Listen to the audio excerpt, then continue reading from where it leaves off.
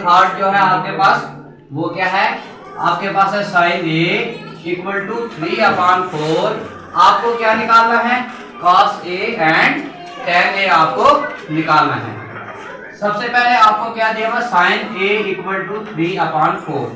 आप लगाओगे ट्रिग्नोमेट्री का फार्मूला जो मैंने बताया आपको, पंडित बद्री प्रसाद हर बोले, यहाँ होता है साइन, यहाँ होता है कॉस, यहाँ होता है टेन और नीचे होता है कोसेक, फिर होता है सेक और उसके बाद होता है कॉट। लेकिन आपको क्या दिया हुआ है, आपको दिया हुआ साइन ए इक्वल टू 3/4। आपके पास साइन यहाँ पर आता है, साइन किसके बराबर होता है, परपेंडिकुलर, पी से परपेंडिकुलर, एच से हाइपोटेन्यूज। साइन किसके बराबर आता है, परपेंडिकुलर अपॉन हाइपोटेन्यूज। आप फिगर बनाते हो, जैसे मैंने ये फिगर बना ली, यहाँ मैंने नाम रख दिया ए, यहाँ पे रख दिया बी, इसके साथ 90 डिग्री का एंगल बनता है और यहाँ पे रखते हैं मैंने सी। लेकिन आपको साइन दिया हुआ है किसके बराबर, परपेंडिकुलर अपॉन हाइपोटेन्यूज। इस फिगर में परपेंडिकुलर क्या बन सकता है, जहाँ पे 90 डिग्री का एंगल साथ में बनता है तो ये बन गया आपके पास परपेंडिकुलर। और उसके बाद साइन किसके बराबर होता है, परपेंडिकुलर अपॉन हाइपोटेन्यूज के बराबर होता है।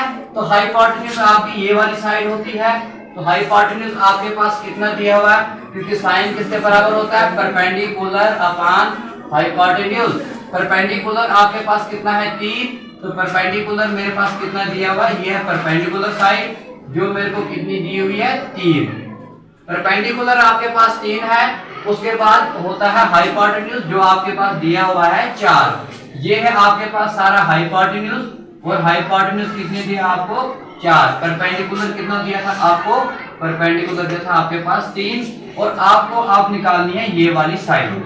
आप जो है ये है बेस, और बेस आप कैसे निकाल सकते हो, इसमें आप लगाओगे पाइथागोरस थ्योरम का इस्तेमाल करोगे। पाइथागोरस थ्योरम का इस्तेमाल करोगे, लिखोगे बाय यूजिंग PGT, यानी कि P से पाइथो, G से ग्योरस, T से थ्योरम। पाइथागोरस थ्योरम का इस्तेमाल करोगे तुम इस फिगर में, तो पाइथागोरस थ्योरम क्या बताती है हमारे पास, हाइपोटेन्यूज का स्क्वायर। ये वाली साइड होती है हमारे पास हाइपोटेन्यूज, यानी कि हाइपोटेन्यूज का स्क्वायर किसके बराबर होता है, बेस के स्क्वायर के बराबर और परपेंडिकुलर के स्क्वायर के बराबर। बेस है आपके पास कितना, AB, यानी कि पाइथागोरस थ्योरम किसके बराबर होती है, हाइपोटेन्यूज का स्क्वायर इक्वल टू बेस का स्क्वायर प्लस परपेंडिकुलर का स्क्वायर। तो आपके पास यहाँ पर हाइपोटेन्यूज है। हाइपोटेन्यूज क्या है मेरे पास, ए और सी साइड जो होती है ये होती है हाइपोटेन्यूज, यानी कि हाइपोटेन्यूज का स्क्वायर। उसके बाद होता है बेस का स्क्वायर। तो बेस आपके पास कितना है, ए और बी आपके पास क्या है, बेस है, ए और बी का स्क्वायर कर दिया मैंने। और उसके बाद क्या होता है, परपेंडिकुलर होती है ये वाली साइड जहां 90 डिग्री का एंगल बनता है। परपेंडिकुलर कितनी है मेरे पास, बी और सी, तो बी और सी का स्क्वायर। अब आप लिखते हो ए सी का स्क्वायर। ए और सी मेरे पास कितना दिया हुआ, 4। मैं क्या करूंगा, 4 का square equal to A B का स्क्वायर। लेकिन मेरे पास बेस नहीं है, इसकी जगह मैं लिखता हूं बेस का ही स्क्वायर, या फिर आप सीधा ए बी का स्क्वायर ही लिख सकते हो। आपके पास साइड कौन सी, आप बी और सी, बी और सी साइड मेरे पास कितनी दी हुई थी, 3, तो मैं 3 का क्या कर दूंगा, स्क्वायर। उसके बाद 4 का स्क्वायर, यानी कि 4 को 2 बार मल्टीप्लाई करोगे तो 16 आता है। ए बी का स्क्वायर आपके पास ऐसे ही रहेगा। और 3 को 2 बार मल्टीप्लाई करोगे, ऐसे नहीं करना कि 3 को 2 से करोगे 6, 3 को 2 बार, यानी कि जैसे 3 मल्टीप्लाई 3 9, तो 3 का स्क्वायर कितना बनता है, 9।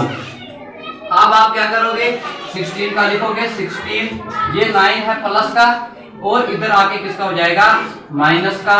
यहाँ पर सिर्फ बचता है आपके पास कितना, ए और बी का स्क्वायर।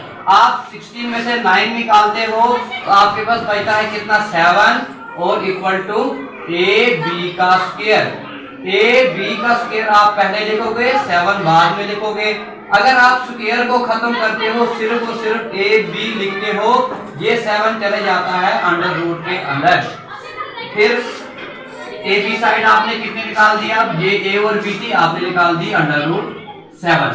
लेकिन आपको पूछा क्या है, पूछा आपको cos A है। आपको क्या पूछा है क्वेश्चन में, आपको बोला है cos A निकालो।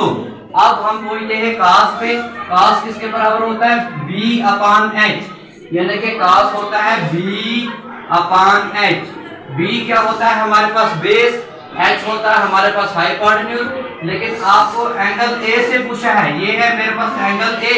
एंगल A के सामने वाली साइड होती है हमारे पास परपेंडिकुलर, और जो ये साथ वाली साइड होती है बेस। अब परपेंडिकुलर बन जाएगा ये मेरे पास, और बेस रहेगा यही। तो बेस अपॉन हाइपोटेन्यूज के बराबर होता है। आपके पास बेस कितना है, A और B, वो है आपके पास √7, और हाइपोटेन्यूज कौन सी है आपके पास साइड, वो है आपके पास 4। फिर आपको निकालना है tan A। अब आपको tan A देखना है, आपको tan किसके बराबर होता है, tan होता है परपेंडिकुलर अपॉन बेस के बराबर। tan होता है परपेंडिकुलर अपॉन बेस के बराबर होता है। लेकिन A के हिसाब से मुझे पूछा है, A एंगल यही रहेगा, ये वाली सामने वाली साइड परपेंडिकुलर रहेगी, साथ वाली साइड यही वाली AB रहेगी बेस, और ये हाइपोटेन्यूज। लेकिन tan किसके बराबर होता है, परपेंडिकुलर अपॉन बेस।